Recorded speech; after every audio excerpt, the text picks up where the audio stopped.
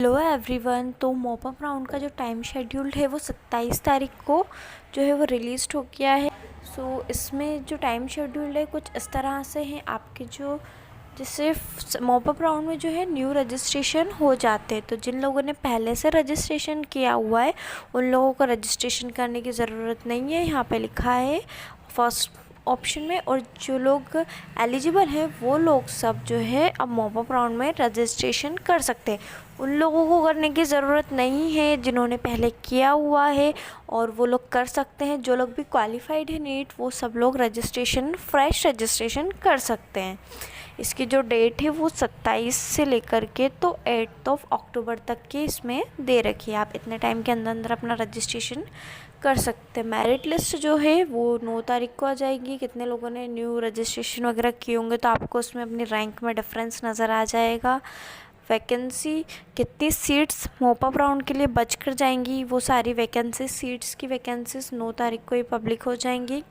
आप choice filling कर सकते हैं। जो लोग भी पार्टिसिपेट करना चाहते हैं मॉप अप राउंड में उनको चॉइस फिलिंग करनी ज़रूरी है, चाहे उन्होंने अपग्रेड किया हो या फर्स्ट टाइम पार्टिसिपेट कर रहे हो या फिर उनको कोई कॉलेज पहले अलॉट ना हुआ हो तो वो मॉप अप राउंड में जा रहे हो। चॉइस फिलिंग सबको करनी है जो मॉप अप राउंड में पार्टिसिपेट करना चाहते हैं। इसका जो टाइम है 10 अक्टूबर से 14 अक्टूबर का है। मॉप अप राउंड का जो अलॉटमेंट रिज़ल्ट है वो 18 अक्टूबर को आएगा। और यहाँ पे अभी कॉलेज में जो आपको रिपोर्टिंग का टाइम है वो 19 से लेकर 23 अक्टूबर को दिया हुआ है। अब इसमें आप देखेंगे यहाँ पे नहीं तो कोई अपग्रेडेशन कर सकते हैं, ना ही यहाँ पर आप कोई सीट को छोड़ सकते हैं। तो यहाँ पे सीट छोड़ने का या फिर अपग्रेड करने का कोई ऑप्शन बचता ही नहीं है क्योंकि मॉप अप राउंड ही बचा है। इसके बाद अगर CLC राउंड जो बचता है तो उसके लिए तो जिन लोगों को पहले कॉलेज अलॉट हुआ होता है ना वो लोग उसमें पार्टिसिपेट ही नहीं कर सकते। इसलिए अब अपग्रेड तो कोई होगा नहीं। जो कॉलेज मिलेगा या फिर अभी तक आपने लॉक कर दिया होगा तो वही कॉलेज होगा। और जो सिक्योरिटी अमाउंट है ना, आप एक चीज़ ध्यान रखिए, सिक्योरिटी अमाउंट उतना लगेगा जितना मतलब जैसे डिफरेंस आ रहा है। जैसे आप लोगों को लग रहा है अगर हमने पहले गवर्नमेंट में किया था अब दोबारा गवर्नमेंट में करना चाहते हैं तो कोई सिक्योरिटी अमाउंट नहीं लगेगा।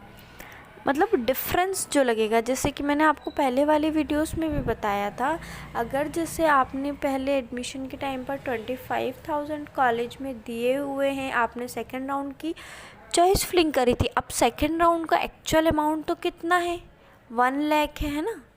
लेकिन आपने जिन्होंने 25 पहले दी हुई थी तो उन्होंने कितना दिया था, 75 के दिया था। तो बस ये ध्यान रखिए जितना अमाउंट सिक्योरिटी अमाउंट लगता है ना और जितना आप कॉलेज में दे चुके हैं उसका डिफरेंस लगेगा। मॉप अप राउंड के लिए वो 2 लाख है। अब अगर आप पहले दे चुके हैं कॉलेज में तो उसका जो डिफरेंस बच रहा है वो आपको लगेगा। अगर अभी तक आपको कोई कॉलेज मिला ही नहीं है, आपने कहीं अमाउंट दिया ही नहीं है, तो 1 लाख आप फर्स्ट राउंड में दे चुके हैं, सेकेंड राउंड में 1 लाख और लग जाएगा। जो न्यूली रजिस्ट्रेशन करेंगे उनको 2 लाख अमाउंट लगेगा। जिनको गवर्नमेंट से गवर्नमेंट में अपग्रेड करवाना है उनको कोई सिक्योरिटी अमाउंट नहीं लगेगा। जो प्राइवेट से गवर्नमेंट में अपग्रेड करवाएंगे उनको कोई सिक्योरिटी अमाउंट नहीं लगेगा। लेकिन जो फर्स्ट टाइम अभी करेंगे ना जैसे कोई न्यू रजिस्ट्रेशन करके तो उनको ज़रूर सिक्योरिटी अमाउंट लगेगा। कितना लगेगा वो मैं आपको पहले वाली वीडियोस में बता ही चुकी हूँ। तो एक जो डिफरेंस है ना सिर्फ वो लगेगा, जितना सिक्योरिटी अमाउंट लगता है जितना आप पहले दे चुके हैं, अगर उसके बीच का डिफरेंस कुछ अमाउंट का बच रहा है वो आपको सिक्योरिटी अमाउंट में देना है। और मॉप अप राउंड के लिए कोई ऐसी एडवाइजरी अभी आई नहीं है ऑफिशियल वेबसाइट पर, तो जब भी आ जाएगी तो मैं आपको एक बार और इन्फॉर्म उसका कर दूँगी। Thank you.